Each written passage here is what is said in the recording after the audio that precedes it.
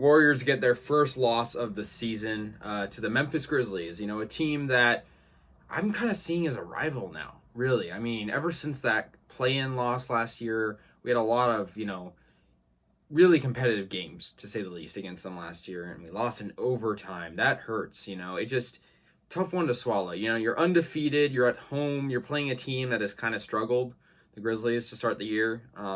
They weren't very good coming into this. I mean, they were, I think, 2-2. They were 500. We were 4-0. We were definitely favorites to win this. And in overtime, I mean, the Warriors also had a pretty big lead. They had a 17-point lead ending the first quarter, and basically from the second quarter on, they didn't shoot well. I mean, quite simply, they didn't shoot well.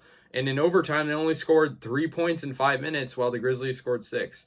And it just, because of that, they lost 104-101. And obviously, I'm not mad that we have a loss. I know we're going to lose games. It's just the way it happened.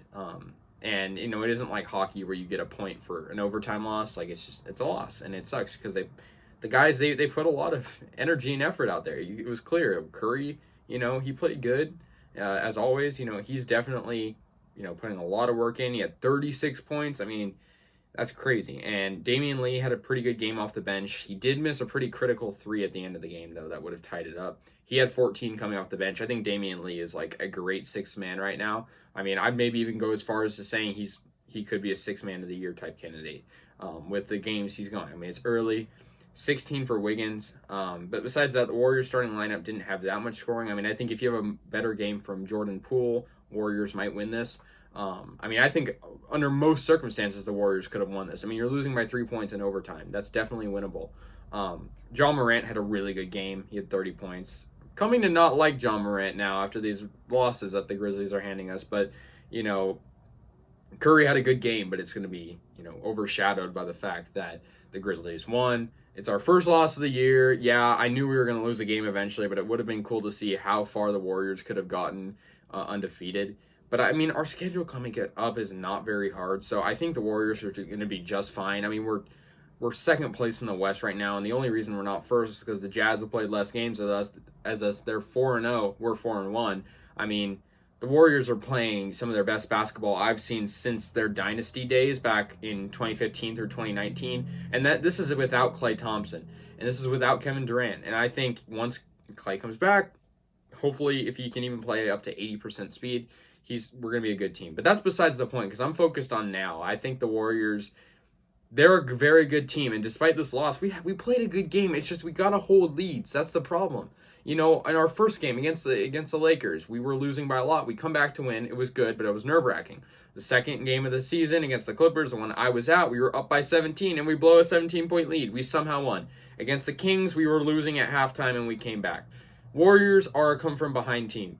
And I think that's something that is going to probably be established until Klay comes back. We don't have that clutch ability yet, but we are able to come back, which is good. And tonight, unfortunately, we blew a lead. We came back just far enough, and then we weren't able to win it. And that's the problem. They aren't able to finish at the end, so to speak. And I think, yeah, it's one loss. But I don't know if I want to win games where the Warriors are going to be tired every single time. And by mid-season, they're going to be burned out because, they've played so many of these games where they have to come from behind or win in overtime or lose in overtime, and it's just not practical. But yeah, 104-101, and the Warriors' schedule coming up, like I said, it's pretty light. I mean, they have the Thunder, who they did struggle against, and that's another team they had to come from behind against. That's one I forgot to mention.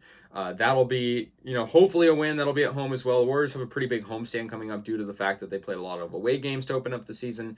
But, an overtime loss is always tough. No matter what, it could be game 5 of the season. It could be game 75 of the season. It doesn't matter. An overtime loss is tough, especially when you have a guy like Stephen Curry who puts his heart out in the court every single game, and they come up short because they can't finish. That's the problem. If you can't finish games, you're not going to win. That's kind of how it is in the NBA. And that's how it was for the Warriors. But I'm not going to discredit anything. I think the guys played good tonight. But it's just, it's a loss. It's not, we don't get any credit for it. It's not hockey, like I mentioned, where you get a point for at least trying in overtime. But I think if our bench can play just a tiny bit better, I think our bench is the best in the NBA, quite frankly. But I think if it can play just a tiny bit better than it did tonight, I think then we're going places for sure.